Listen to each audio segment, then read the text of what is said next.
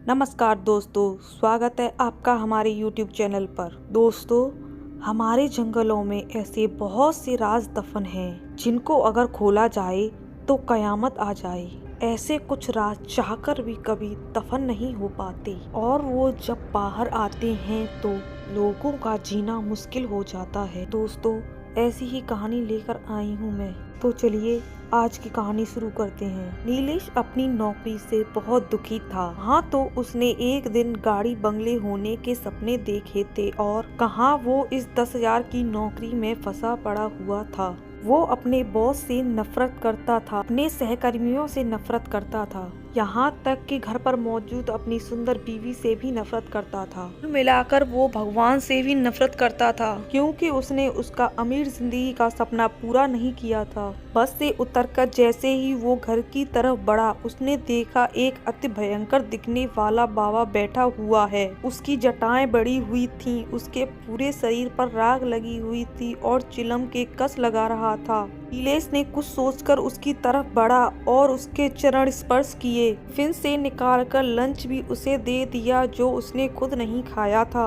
लेकिन बाबा उसे देखता रहा। जब नीलेश जाने लगा तो बाबा ने कहा, सब मुझसे दूर भागते हैं, लेकिन मैं तुम्हारे व्यवहार से खुश हूँ। बताओ क्या परेशानी है? मैं जिंदगी से परेशान हो चुका हूँ, क्या आप मेरा मार्गदर्शन कर सकते हैं? नीलेश बाबा के पास जाकर बोला, मैं तेरी किस्मत बदल सकता हूँ। उस बाबा ने कहा, सच में बाबा? कैसे? नीलेश ने बाबा के पैर पकड़ लिए। एक तरीका है, लेकिन पता नहीं तुम उसके लिए तैयार होगे या नहीं। बाबा, मैं कुछ भी करने के लिए तैयार हूँ। मैं अपनी जिंदगी से तंग आ चुका हूँ। तो आज रात 12 बजे शमशान आ जाना, सब पता चल जाएगा, कहकर बाबा कहीं चला गया। जब रात के 12 बजे तो नीलेश उठा और शमशान की तरफ चल पड़ा। शमशान पहुंचकर उसने देखा कि बाबा वहां धूना रमा कर बैठा है। मैं आ गया बाबा, नीलेश उसके पास जाकर बोला।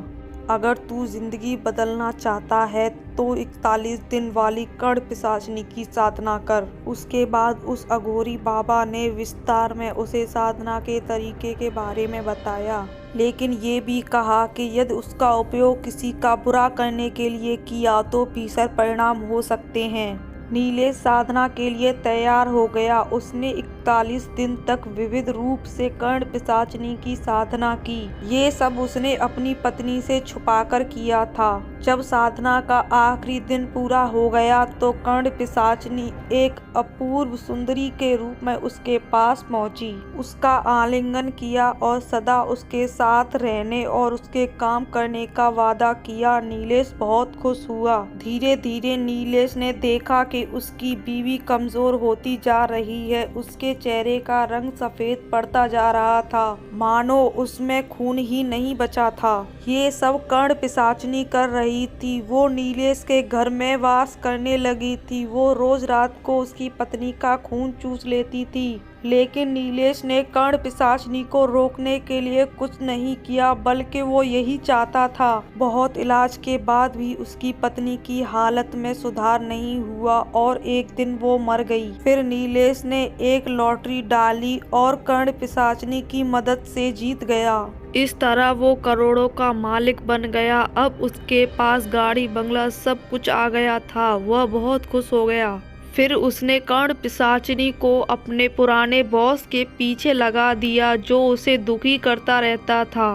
बॉस बहुत बीमार रहने लगा और 1 महीने में उसकी मृत्यु हो गई। फिर एक दिन नीलेश ने साक्षी नाम की एक लड़की को देखा। वो उस पर मोहित हो गया। वो उसे हर हालत में पाना चाहता था, लेकिन जब उसने साक्षी को प्रपोज किया तो उसने इनकार कर दिया। तरह तरह से लुभाने और डराने से भी जब वो नहीं मानी तो उसने कर्ण पिशाचिनी को उसके पीछे लगा दिया। धीरे धीरे साक्षी बीमार रहने लगी। बहुत इलाज करवाने के बाद भी जब उसकी हालत में सुधार नहीं हुआ तो उसके पिता 26 साल के एक युवक अर्जुन देव के पास गए। अर्जुन ने तंत्रिका महाविद्यालय, जिसे प्रोफेसर ओमकार शिवा चलाते थे, से तंत्र विद्या में महारत हासिल की थी। साक्षी की जांच करके वो समझ गया कि उस पर कर्ण पिशाचिनी की छाया थी। इसके बाद अर्जुन ने एक और शक्तिशाली पिशाचिनी काल पिशाचिनी का आवाहन किया और उसे कर्ण पिशाचिनी को रोकने के लिए कहा। लेकिन कर्ण पिशाचिनी ने काल पिशाचिनी को हराकर वापस भेज दिया और ये भी कहा कि आने वाली अमावस्या को साक्षी के प्राण हर लेगी। अब साक्षी के बचने का कोई आसरा नहीं बचा था। तभी अर्जुन ने देखा कि साक्षी दुर्गा माँ की अदम्य भक्त थी। उसे एक तरीका सूझ गया। उसने अमावस्या के दिन साक्षी से दुर्गा माँ की एक पूजा करवाई। रात को कर्ण पिशाचिनी आई और साक्षी के प्राण लेकर जाने लगी। जैसे ही कब्रिस्तान पहुंची उसे एक आवाज सुनाई दी, रुक जा दुष्टा, ये प्राण मुझे वापस कर। जब कर्ण पिशाचिनी ने देखा तो सामने दुर्गा माँ अपने शेर पर विराजमान थी। कर्ण पिशाचिनी बहुत क्रोधित हुई। स्वयं महाकाल ने मुझे वरदान दिया है कि कोई भी साधित्व देवी मुझे हरा नहीं पाएगी। फिर तुम मेरे काम में दखल देने क्यों आई हो? यहाँ से चली जाओ। वो बोली, हाँ मुझे ज्ञात है, इसलिए मैं तामसिक रूप में तुझसे निपटूंगी। यह कहकर दुर्गा माँ महाकाली के रौद्र रूप में आ गई। ये देखकर कर्ण पिशाचिनी घबरा गई। हे कर्ण पिशाचिनी, जितनी भी पिशाचनियाँ पाई जाती हैं वो मेरी ही छाया में बनी हैं। उन्हें जो वरदान मिलता है एक तरह से वो मुझे ही मिलता है, इसलिए तू मुझे हरा नहीं सकती। यह सुनते ही कर्ण पिशाचिनी भी अपने भयंकर रूप में आ गई। उसने काली माँ के ऊपर अनेक तरह के शस्त्र और विद्याओं से आक्रमण किया, लेकिन काली माँ ने सबको बेअसर कर दिया और भयंकर अष्टहास लगाती रही। फिर काली माँ ने कर्ण पिशाचिनी को दंडित किया। वो पीड़ा से क्रदन करने लगी और दया की भीख मांगने लगी। काली माँ ने कहा कि वो उसे मारेगी नहीं, क्योंकि वो उनकी छाया से बनी है, लेकिन वो नीलेश से संबंधित सिद्धता को खत्म कर देगी, जिससे नीलेश की सिद्धि खत्म हो जाएगी। ये कहकर उन्होंने उस पर वज्र प्रहार करके उसकी सिद्धता को नष्ट कर दिया। कर्ण पिशाचिनी काली माँ को प्रणाम करके अपने स्थान को वापस चली गई। काली माँ ने साक्षी के प्राण वापस उसकी बेजान देह में डाल दिए। वो पूर्ण रूप से स्वस्थ हो गई। सबने अर्जुन को धन्यवाद किया, लेकिन उसने दुर्गा माँ का धन्यवाद करने को कहा।